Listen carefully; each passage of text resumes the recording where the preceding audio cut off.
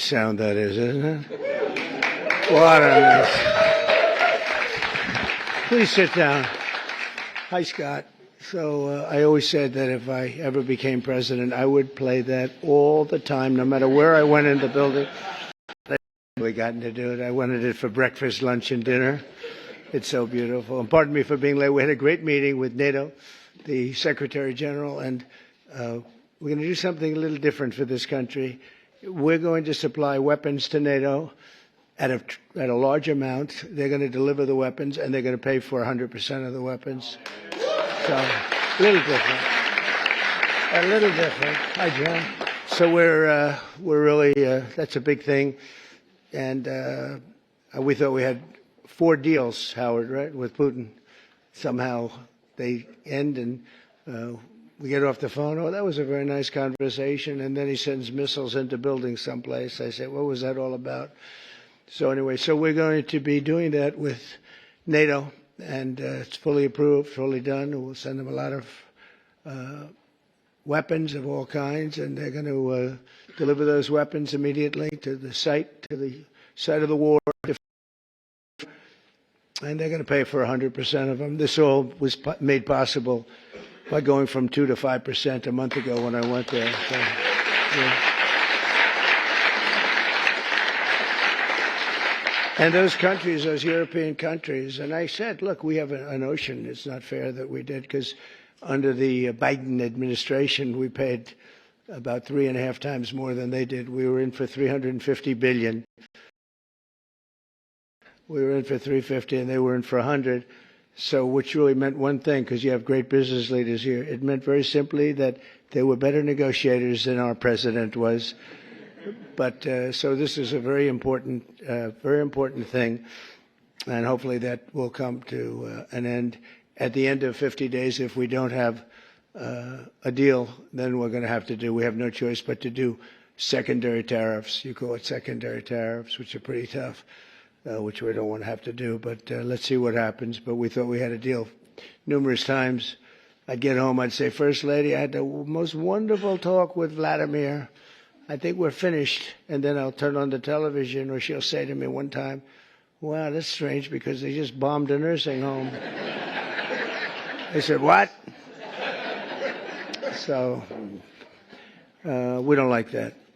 But I want to thank you all for being here, and welcome to the first ever White House Summit of Faith and Business Leaders. You're really some of the greatest business leaders in the country. When I looked at some of the names, I said, whoa, that's big stuff we have here today.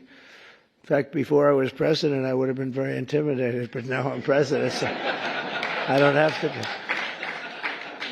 But today we celebrate the core values that built this country: freedom, hard work, risk-taking, and above all, trust in Almighty God.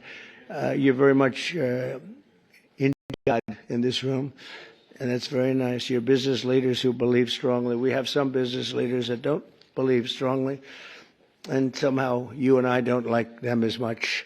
But I want to thank Pastor Paula White. She's been my friend for a long time. And John, for convening this incredible group. Her husband's one of the most talented musicians in the world. Stand up, John. Stand up. Okay? I stole a couple of his songs for the rallies, and he never sued me, so I was very happy. But we all come from the same place, right? So it was great, and we appreciate it, John. Thanks as well to Treasury Secretary Scott Bessent, who's doing a fantastic job. He goes on television and he calms the market. I go on television, I rile the market, and I say, we better send him in there, Howard, right? And the market's become so calm and nice. So you're doing a good job, Scott. Thank you very much. You make any deals today? We got a lot of them, boy, I tell you, we have. But the best deal is just sending out the paper. They keep saying, well, he hasn't made the deal. Well, we made a number of deals, but why isn't he doing deals? Because the paper is better than any deal we can make. Do you understand? The people in this, Kevin, they asked you that question this morning. You were great this morning, but they said, well, when is he going to start making deals?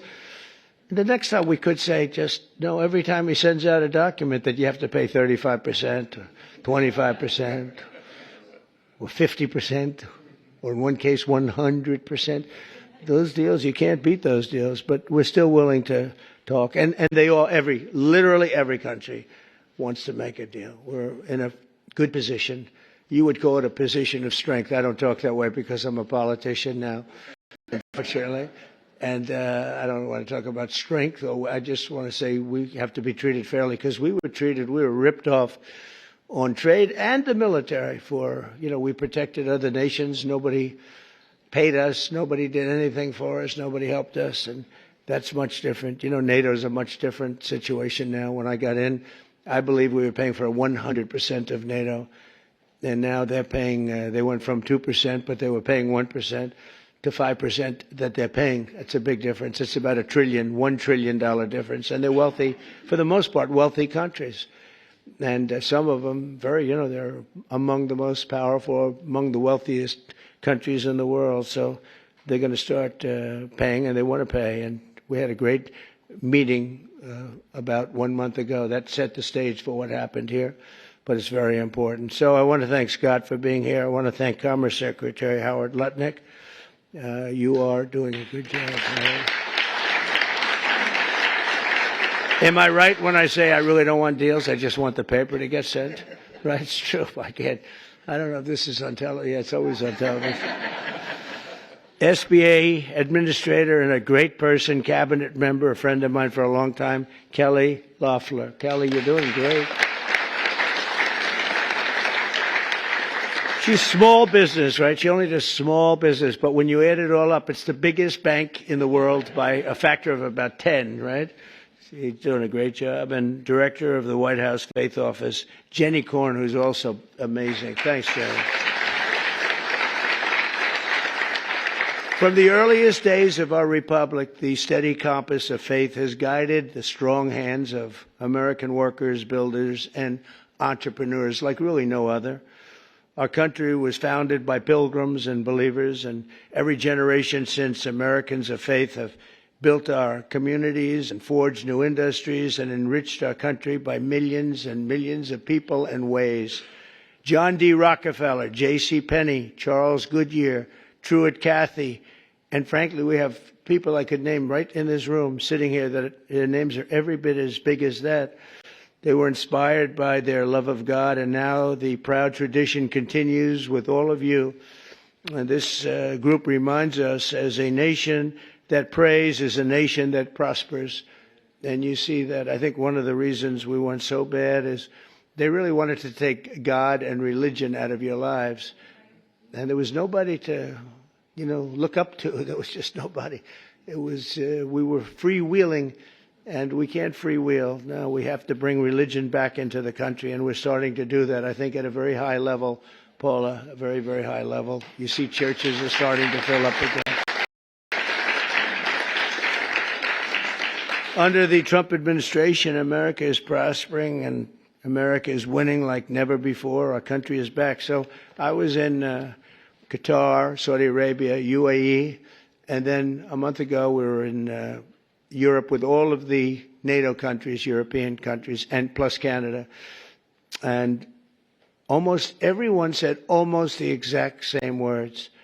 They said, 1 year ago, your country was dead. Terrible term, but that's what it is.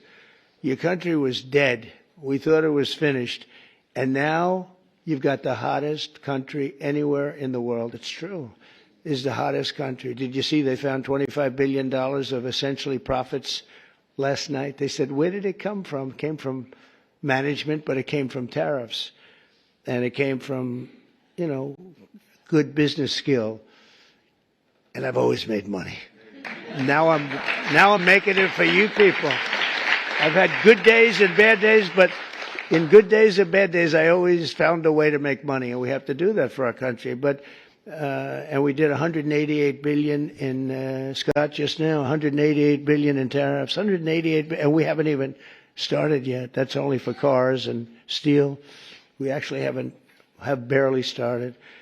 The economy is roaring, business confidence is soaring, incomes are up, prices are down, and inflation is dead.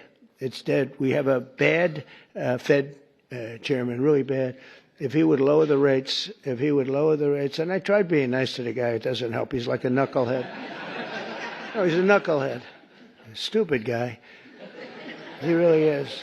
You know, each point, think of this, each point costs us $360 billion. 1 point, $360 billion. 2 points, you got $600, $700 billion. And we're way high. We're at 450 or 425, 450. And how do you go borrow money at 1% when the Fed has you at 450? And, you know, it's not that easy. I get angry at them. Why are we paying so much? You know, because he's got you up at this number.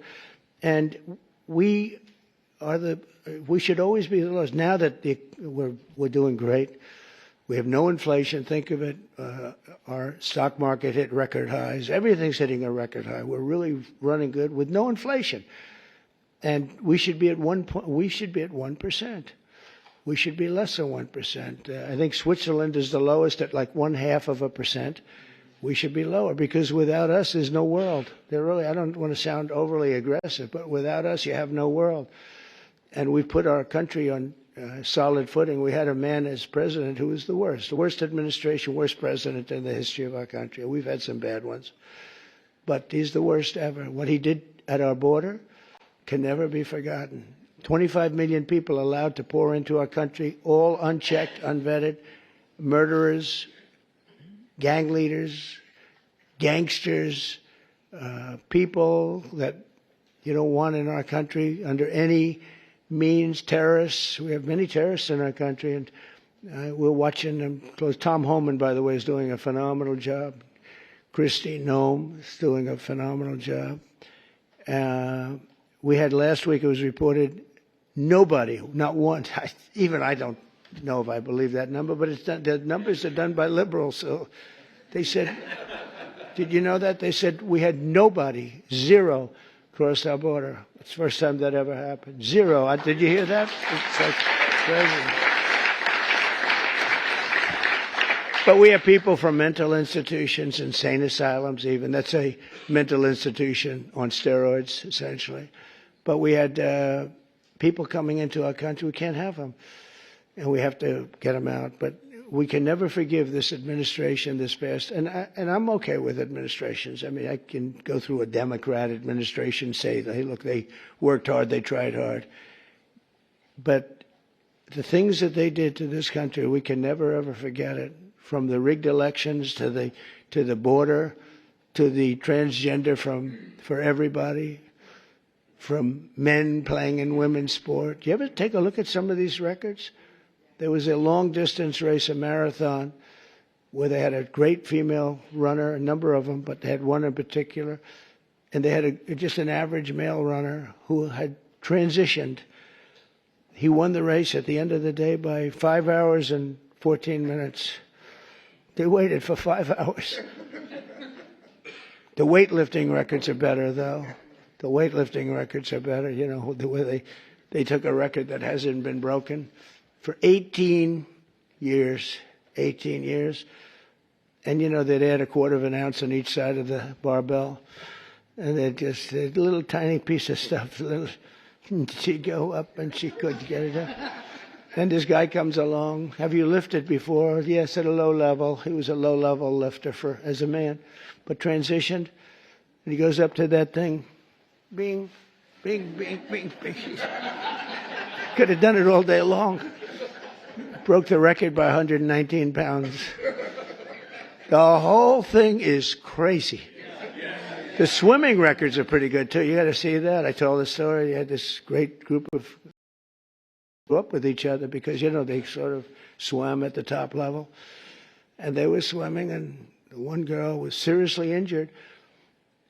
She looked left, and she saw the same girl she grew up with, Kelly, in California. Same girls, you know, that young age, they sort of rise to the top. She looked to the right, she saw the same girls, but there was this giant standing right next to her. And he had transitioned. You probably heard this. He had transitioned. And she'd never seen her before. And when the race was started, He blew by her so fast that she suffered massive windburn. They had to take her.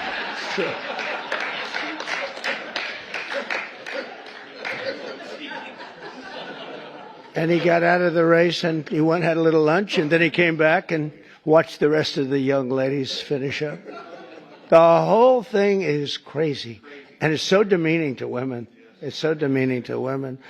But it is what it is. But what they did to this country, and we ended all of that, as you probably know. We ended the woke. The woke stuff is no longer in favor. But we're doing fantastically. Wages for blue-collar workers have surged by the most in over 60 years. Gas prices have reached the lowest level in 5 decades. Actually, we're going to see some really good numbers. Drill, baby, drill. Drill, baby, drill. I got to make sure that people can afford to produce the gas. But the gas has gone to the lowest level in decades. And you're seeing $1.99, $1.98, and I saw $1.95 at certain states. Not California, because every time it goes down, they add taxes onto it. You're at $6, $7. They just add taxes. All they do is they keep adding taxes. Terrible government. He may be a candidate, but if you go by success, you can't have him be a candidate. And on Friday, it was announced that the United States Treasury ran a budget surplus. Is that true, Scott? In June, for the first time in many, many decades. Wow. I didn't know that. That's a good one, too. I'm going to have to put that in my repertoire, Scott. But the biggest victory of all came 10 days ago when I signed the one beautiful bill into law. Right? And just as I promised, we did something that was amazing. Everybody was against it. I wanted it. I know Scott and Howard liked the idea of it too, but it was very risky because they've never done anything like it in terms of this. It's the biggest bill ever passed, of its kind ever passed, by far. And they would make 3 or even as many as 7 bills. And I said, the problem is that in the one big bill, everybody gets something. When you cut it into 7s, there are 4 or 5 of them, or 3 of them, right, Kevin, that you get nothing. All they're going to do is fight it. You'll never get them passed. And so we went with it. I was on a show called Deface the Nation. Have you heard of it? They're so bad. They're so bad. These people, they're so average. But I was on this show, Deface the Nation. Ladies and gentlemen, President Donald J. Trump on Deface the Nation. No, but they're all so bad. But we were on the show, and she said to me a question. She said, what would you call this bill? Would you want to have it called One Big Beautiful, or would you rather see it? I said, what I want is one great, big, beautiful bill. And Speaker Mike Johnson, John Thune, they were watching, and they said, what a great name for the bill. We actually ended up calling it that. We took the great out. I actually liked it even better. One great, big, beautiful. But they said, let's a little bit of a low key. But we got to pass. But we got to pass because there's something for everybody. And there are things that people don't like, but you need them for the country. You have to do some things that are great for the country, but they wouldn't necessarily get the votes. And we got the votes. Think of it, not one Democrat vote. All the goodies that we got, not one Democrat voted in either the Senate or the House. And we're talking about tax cuts and business. So many different things that are so good, right? Not one Democrat vote went with us, not one. So we had to get almost every. In the House, we got 218 to 2. Think of that, 218 to 2. Nobody could do that. It's never been done. And that says, And we have Rand Paul Jr., who's a guy we call him Rand Paul Jr. because he always votes no. A guy named Massey always votes no. We had another guy who I helped very, very strongly, helped him with a very personal situation, got him through it. And he voted no. I said, thank you very much. I appreciate it. And then we went to the Senate, and you had, of course, Rand Paul, who always votes no. They call him Just Say No. I think they think it's... No, I think I got him elected. I had to go to Kentucky twice to do rallies to get him elected, twice. But they forget. A lot of politicians forget. And then we had a couple of others. Susan Collins, she's another one. Just say no. She always brutal, brutal. And we had some people. Tillis, I guess, was a no, right? He was a no. And they said he was brave. He said no to the president, but he resigned the following morning. So anyway, that was terrible, I thought. But we couldn't lose more than three. We had three that said no. And so we won that 50 to 3. So it's pretty close. And a senator came over to me and said, I can't believe you won the House. Great guy, this senator, Eric Schmidt, who's doing a great job. He said, I can't believe you won the House. I said, actually, so remember 218 to 2. We needed 3, so we could have lost 3. We actually only lost 2. I said, no, actually, the Senate was tougher than the House of the 2. That question is asked to me, who was tougher? I'd say the Senate was tougher, actually, amazingly. It shouldn't have been. We had a slightly bigger margin in the Senate proportionally, but it was brutal. It was, they said, sir, we have 12 hard no's. You know, hard no is not recoverable, right? 30 in the morning, Mike Johnson called up. It could be 20, but it's at least 12. So could you call them, sir? And I said, what time? I said, 2:30 in the morning. And we have to win, right? We can never give up. The people in this room, right? You never gave up. Mike's supporter right from day one, and her husband with a bad damn back, right? How's his back? Is he okay? Every time I see him, he's got a bad back. But he's got a lot of cash, so. A lot. He's got a lot of cash. But no, they're great people. Thank you very much. I do appreciate it. You were there right at the beginning, you know, always was there. But we have a situation where we call up these people at 2:30 in the morning, and I called up. I got along with them all great. I liked them, but they're tough. You know, they're congressmen. When you're a congressman for 20 years or you're a senator for years, you're smart and you're a survivor because you go through all sorts of hell. But I called up Congressman. I said, Jim, hi, Jim, how are you doing? He said, fine, sir. I said, family's good, yeah. He said, sir, you have my vote. I never said what I was calling about. I said, I do, thank you very much. But how do you know what I'm calling you about? Well, he said, sir, I've been your friend for 2.5 years. You've never called me during normal hours. So I assume that if you're calling me at 2:30 in the morning, you're not calling me to ask me how's the family doing. I said, yeah. So, pretty good. So I called up everyone. I think everyone with the exception of one had to speak a little bit. But I call up, sir, you have my vote. Thank you. Sir, you have my vote. Think of that. And we got 12 votes in a matter of, I called back 20 minutes later. I said, you got all the votes. That's spirit, right? That's spirit. They wanted to maybe hear. They wanted to have a little love. You know, the sad part is that some of the best people are the people that don't get any publicity because they go with something because it's good. So a guy like some of the people I'm talking about, but some of the people where you didn't even have to call, they vote yes, 100%. You don't have to waste any time with them. You don't have to beg them, come on, you can do it, come on, let's have lunch, let's have dinner. And then you have other guys that want you to suffer. I mean, some of these people that I just mentioned, whose names I just mentioned, you got to go through hell. And the ones that are really good and they love the country and they're doing right. I mean, what's the alternative? You know, the alternative here, you're getting the biggest tax cut in history. And with the Democrats, you're going to have the biggest tax increase in history. Now, we could go into 100 other details. They're equally as crazy.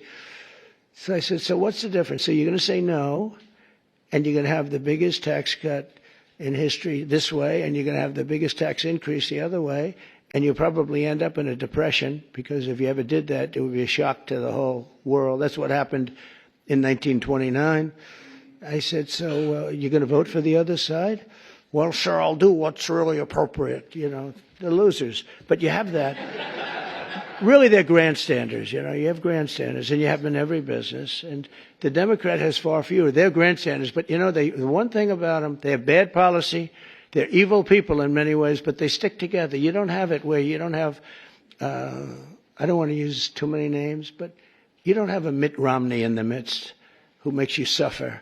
You don't have some of the people that I mentioned who make it so hard. They make it so hard. And the alternative is one of two things. You can either get all these things and make the economy strong, or you're going to literally have perhaps a depression where you people so rich, so beautiful, so nice to look at will be totally busted. And let's see how long your wife stays with you. You're beautiful. She'll stay with you for about 3 weeks and she'll say, darling, I can't take it anymore. I can't take it anymore, darling. I'm leaving you. I said to one guy, he's a very, very unattractive man, but he's smart and he's rich. And I said, you better hope we get this thing passed because your wife will be gone within about 2 minutes. He said, you're right. But so we had a tremendous success, and it gives you the biggest tax cut in American history, the largest spending cut in American history, and the largest border security investment of all time. And again, we're doing great on the border. I almost say, why do we need it? We have such good numbers, but you need it. Ultimately, you're going to need it. I built hundreds of miles of border wall. Without that, you could have never had the results that we had. Up the American family, we increased the tax credit and made school permanent. We made it all permanent, the school choice. And we expanded school choice. And for every newborn child, we created what's called the Trump accounts. And this was Michael Dell. I don't know if Michael Dell's here, but Michael Dell, well, you tell him I mentioned his name because it's true. He would call me for 3-4 years. I didn't know Michael. I just know he's a great success story and a great guy. That's all he talked about was the account where you put $1,000 and as a baby is born, $1,000 into an account and you let it be invested by, I guess you pick out some good money determinant or fund or index. And I guess at a certain age, like when they're 30, goes earlier than that, but when they're 30, they're supposed to have like $75,000. That would have a huge impact on their lives. And it could even be more than that. So that passed. And, it's funny, that was one of the easiest things we had to get passed. Can you believe it? I thought so many people loved it. They actually call it the Trump accounts. And I didn't fight for that name, right? I didn't fight for that. I said, that's a very great honor. But Michael Dell was amazing. That's what he said he's going to invest billions of dollars doing it for children. He's going to put a lot of his money into it. But even more importantly than the economic success, we're restoring the spirit of our country. America is once again an optimistic nation. We were so down. It was depressing. We were so down. That's why I ran again. I got cheated. They rigged the election. But I said, if I didn't think I won, I would have never run. Because that's like a poll, right? You lose, you lose. It's worse than a poll. But I saw the lack of spirit in this country. For 4 years, it was a dark, horrible place. And for people of religion, who were arresting your pastors, they were arresting if you went to church and you had a service outside. And the reason outside, because you had the COVID. And you could go outside. They'd arrest everybody for even having the service. I'll tell you, religion took a big hit because of the way they treated all of us. And we now have a confident nation, an optimistic nation, and we have one nation under God, and we'll always keep that term.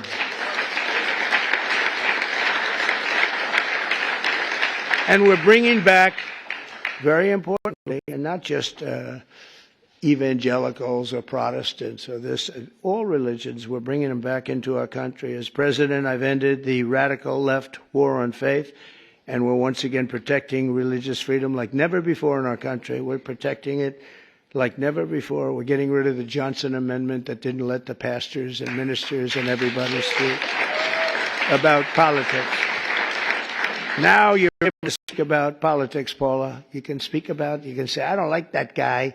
And they don't take away your tax-exempt status. They take away tax-exempt. And I'll tell you, remember when that started? It was at the meeting room before I ran, 2015, a year before the election. And I was with 50 faith leaders. They were great, very well-known people, mostly Protestant, but you had rabbis. You had an imam, 2 imams. And we were talking, and I said, I'd love to have your endorsement. And they looked at me like, what? I'd love to have your endorsement. We have such respect for you, and your control are really very powerful. And they looked at me. They didn't say anything. Do you remember that? And I said, what's wrong with these people? I didn't know about the Johnson Amendment. Don't forget, I never did this stuff before. It wasn't like I ran. I was on the other side. I was on the same side as you. You write contributions to people that you like. But I never ran, so I didn't know about the Johnson Amendment. And I called Paula and Jenny aside. I said, could I ask you, when I said I'd want your support, your political support and endorsement, they looked at me very weird. What's going on? Well, sir, there's a thing called the Johnson Amendment. And if they even speak about anything having to do with politics, they will immediately take away their tax-exempt status. And if they lose the tax-exempt status in your world, that means you might as well close up your church. I said, you got to be kidding. So I can't really.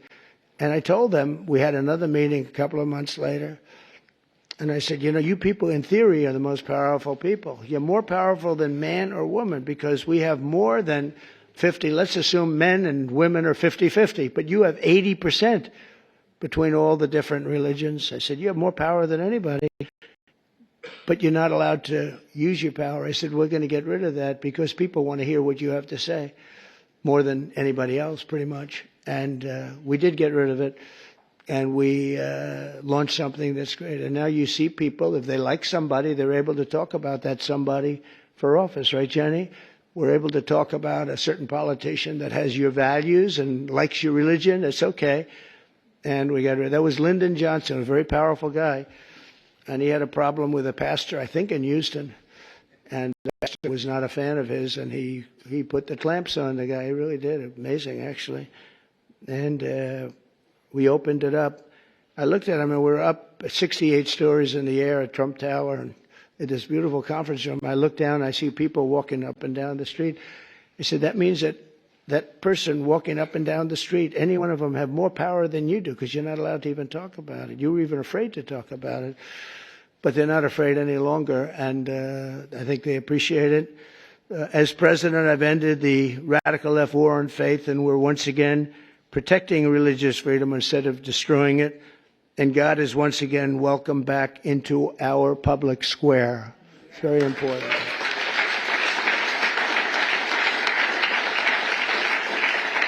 And I stopped the Biden administration's persecutions of Christians and pro-life activists. They would put people in jail if they even uttered the word. And, well, look at me. I mean, look what happened to me. I was under investigation more than the late, great Alphonse Capone. Think of it. Al Capone would kill people for dinner. If he left the room and he didn't like them, he'd have them shot, killed, buried under a building someplace as part of the foundation of a building. They're all over the place. And I said I had more time under investigation than the legendary Alphonse Capone or probably anybody else. But I had a lot of good people with me, and most importantly, I had the base with me at a level that it actually became stronger. The one thing I did that was very helpful, I was indicted 5 times. Think of that. Indicted. That wasn't a word that was in my father's looking down, my mother's looking down. That my son's not supposed to be indicted, I think. I got indicted 5 times, impeached 2 times. All bullshit, right? All terrible stuff. And I got impeached for making a perfect phone call. Good luck. Congratulations. I had a guy come up to me, a secretary of energy from before. Sir, could you call up, of all people, President Zelensky? And I called him. I actually held off. He must have come 10 times. Please, sir. It's because they wanted to do business or something, oil and gas. Who the hell knows what they wanted? You can imagine what they wanted, but they wanted, would you call up President Zelensky? And I did.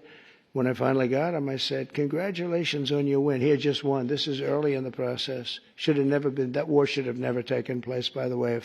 If the election weren't rigged, that war would never be happening right now. Millions of people being killed.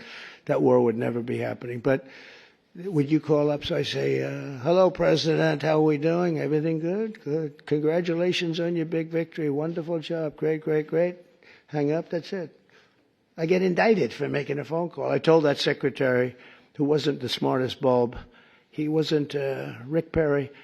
You don't want him on your debate team, let me put it that way. Rick, you're not going to be on my debate team, Rick. But he's the one that asked me to do it, Rick Perry. And I said, thanks, Rick. That was a wonderful suggestion. I just got indicted over your stupid call. This is what we have to put up with, right? This is what we have to do. We have to put up with things. But it's been an amazing period of time, and we've straightened out so many bad things in this country. I created a Presidential Commission on Religious Liberty and established a Department of Justice task force to eradicate anti-Christian bias, because you have a very big anti-Christian bias that you don't think about and you don't hear about it. I established the White House Faith Office to defend and represent people of all faiths, and it's located in the White House. You've never had an office. You've never had that. And Jenny and Paul are there all the time, but we have it in the White House, so people can call up and complain, or they can call up and say, you're doing a great job, whatever. But we have it actually in the White House. Nobody's ever done that. We've restored the fundamental principle that God created two genders, male and female. That was a tough one. That was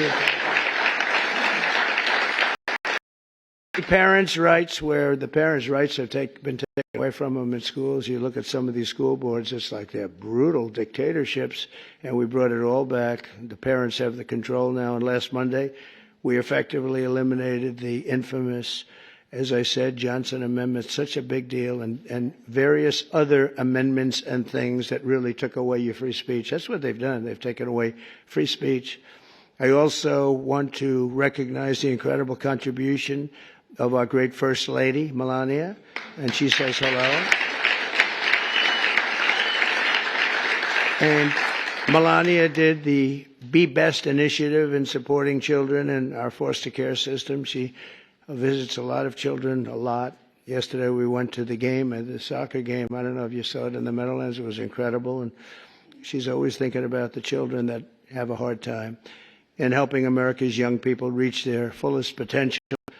And it's remarkable to think that it was only 1 year ago this week that my time on earth nearly ended. And if you look at that, God was with me, because that's something that, in theory, I should not be with you today.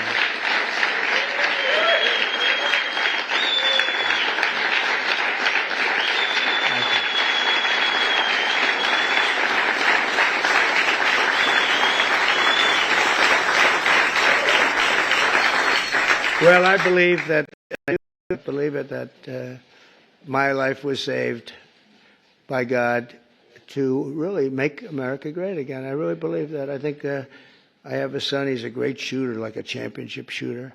Don and Eric was a great shooter, both of them. But they said that at that distance with that gun, you didn't have a chance. And we turned the head at the right time, didn't we? Huh? We turned the head at the right time. So I don't know. Some people say it was lucky, and some people say something else. I say something else. I think God helped us.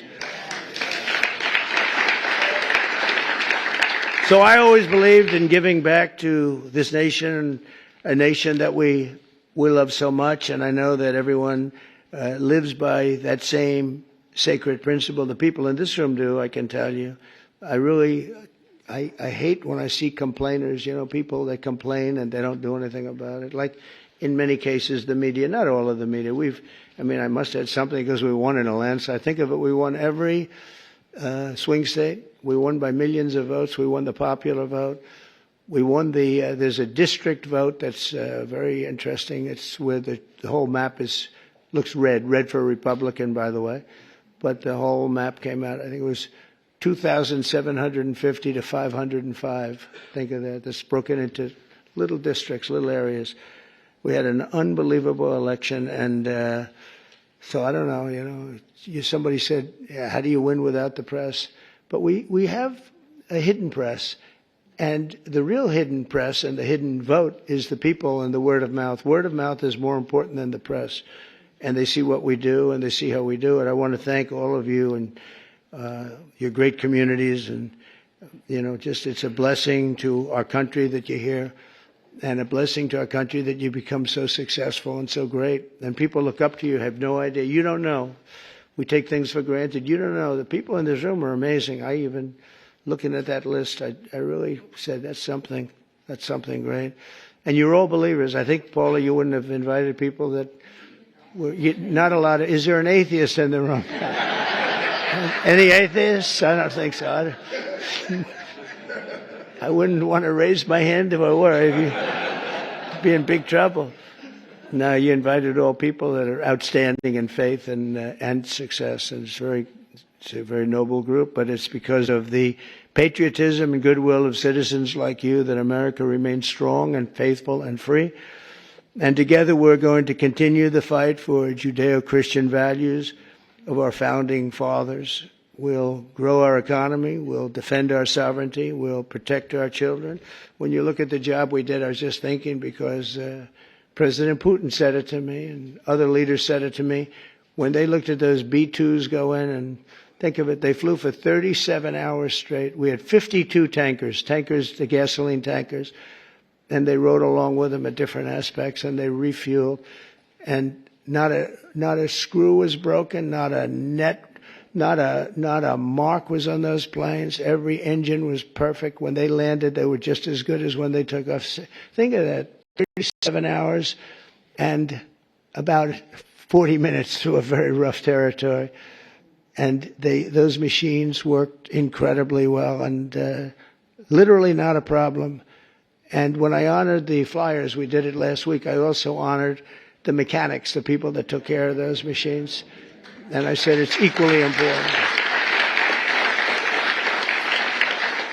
And you compare that, same country, you compare that with what happened with Jimmy Carter. It was a sad situation. The helicopters were coming down and they were aggression and the men were all over the place trying to get the hell out of there. And it turned out to be a hostage situation and horrible thing. And probably it was one of the things that cost him the election, certainly. But when you think of that and you see this was, in terms of perfection, they think it was a perfect military. We sent the planes to Guam. Everybody thought we were flying to Guam.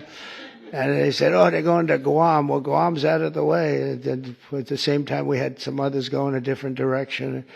I watched horrible CNN. You know, you have to watch sometimes your opposition, and they are opposition. And I saw that they had basically the plans of when we're going in, when we would be entering Iranian oil airspace.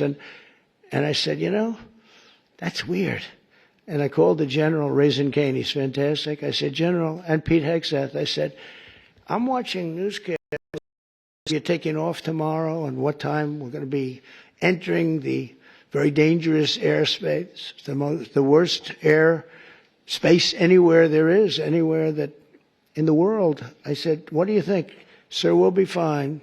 We blow them away, we'll be fine. Because, you know, they went those B-2s with 7, and they were surrounded by a lot of great planes. F was the most beautiful plane ever built. The fighter jet, F-35, a lot of different planes going with them. I said, but wouldn't a surprise be better? Yeah, it would be better. I said, well, then let me cancel it, and let's make it at a different time. So the day before, you know, I canceled it. I said, I'm canceling it. We'll do it sometime within the next 2, maybe 3 weeks, but I'm canceling it. And then I had a meeting and I said, I have an idea, because I got slightly big coverage, to put it mildly. So everyone knew it was being canceled. I said, the exact same time we were supposed to leave, the following day. And we took off, and that's when the planes went out to Guam and this and that, and we took off. And that was the only time. And they said it. That was the only time they knew we wouldn't be coming in, was the exact same time that I came. I said, let's do something. And they flew in, and they were stealth, incredible planes. They were stealth. And they hit, every bomb hit their mark. Every single bomb hit the mark. It was unbelievable how they did it. And then they said, skedaddle. Skedaddle means get the hell out of there. They had to get out of that airspace. But it was an amazing thing, and I think it was so great for our country in so many different ways. You know, you see so many incompetent people, like the way we left Afghanistan with Milley and all these incompetent, stupid people. And Biden, I mean, it was him. Leave everything behind. We'll leave jets behind. I said to Millie, I said, so you mean to tell me, because I was going to leave. We would have left earlier than them, but we were going to leave with dignity. And I said to Millie, you mean you want to leave a jet fighter behind? Sure, it's cheaper if we do that. I said, wait a minute, give me a tank of gas and I'll fly it to Pakistan, or I'll fly it to someplace, or I'll fly it back home. Why is it cheaper? Oh, it's just cheaper. That's when I realized the guy was grossly incompetent, okay? He's telling me it's cheaper to leave a plane than it is that the planes cost $150 million apiece.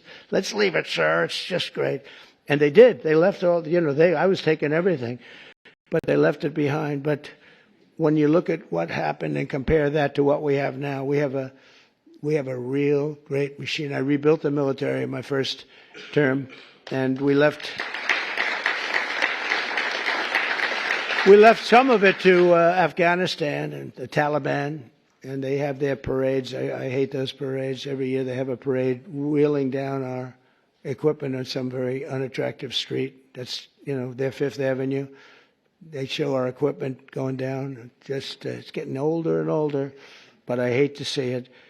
But we're going to be working together to protect our children, and with the grace of God and the blessing of Providence, we will lead our country to heights that it's never seen before. I think we're going to be more successful in many ways, but I think we're going to be more successful than we've ever been. And I do think this, if we didn't catch it, the country was finished. I think it was that we were run by incompetent people.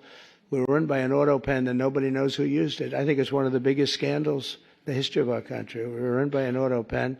Nobody has any idea who used it, including Biden. He doesn't know. Saw that interview yesterday. You knew nothing.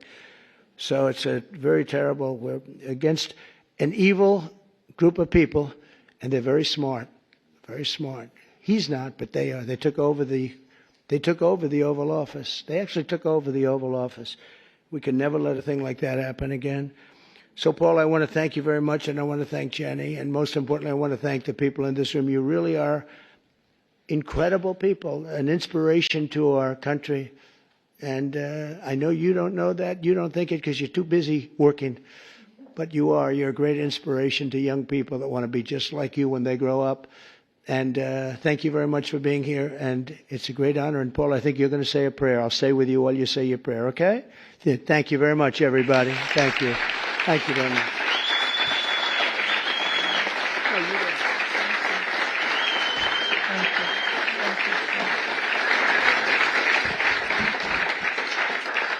Thank you so much, Mr. President. You guys may be seated for just a moment. And he is our greatest champion of faith of any president that the United States of America has ever had. We are deeply grateful for that. We are very honored that you are all here with us at the White House, and where faith is not sidelined, but has a seat at the table. And as we gather today as leaders of industry, of vision, of faith, I believe that today is going to be very enlightened. And I'm so overwhelmed. We're getting ready to worship and pray, and to just think that prayer, worship, and doing good works is welcome back into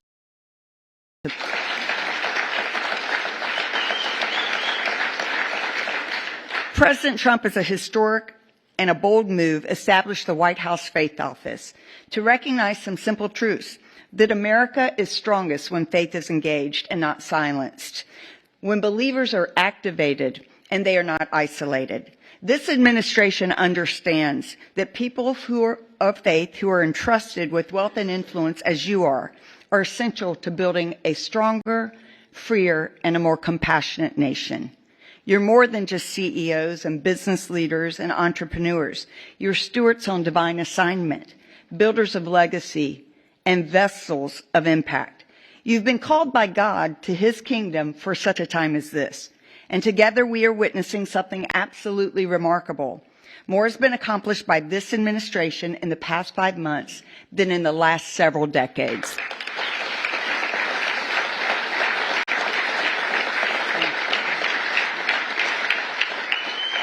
And that is due to the leadership of President Trump, his administration, and the great team he has assembled. America's spiritual and moral foundations have been restored, and it's only the beginning. Today's not just a luncheon. It is the moment of divine alignment, a commissioning, And we believe that God is raising up business leaders who don't separate faith from enterprise, but who see their platforms and their pulpits as their businesses and instruments for eternal impact. Let us pray. Heavenly Father, we come before you with great reverence and expectation. Your word declares in Isaiah chapter 43, verse 19, "Behold, I am doing a new thing. Now it springs forth. Do you not perceive it?" Lord, we do perceive it. We see the stirring of your hands, reviving hearts, reforming systems, raising up leaders at this very hour. We thank you for our great president, President Trump, for his life, his courage, his clarity, and unwavering defense of faith and freedom. May your wisdom guide him and your protection always surround him according to your word that does not return void. In Psalm 89:21, that you say, my hand will sustain him, and surely my arm will strengthen him. We bless every person in this room, those you've entrusted this wealth, strategy, and vision to, according to 1 Timothy 6, that you tell us, do not put our hope in riches, but be rich in good works, generous and ready to share. So they are your Josephs in Egypt, the wise stewards in famine. They are your Daniels in Babylon, the uncompromising voice, and your Lydia in Philippi, the ones who expanded the kingdom. Let this be more than a meeting. Let it be a movement where we come together and converge to bless communities, care for others, and reach nations, empowered by your purpose and your grace. Unite us with the common cause to use our time and talent. For thy kingdom come, thy will be done in the earth as it is in heaven. In the mighty matchless name of Jesus, we pray these things and come in agreement. Bless this food and bless everyone. And everybody said, amen. And by the way, it is Secretary Howard Lutnick's birthday, so I'll wish him a very happy birthday. We are so grateful for your time, President, and my husband John's going to worship. At any time that you have to go, we know that you have spent more than enough time, and you are running the country exceptionally for us, and we are all so grateful. So he will stay as long as possible, but will you let President know how much we love and appreciate him?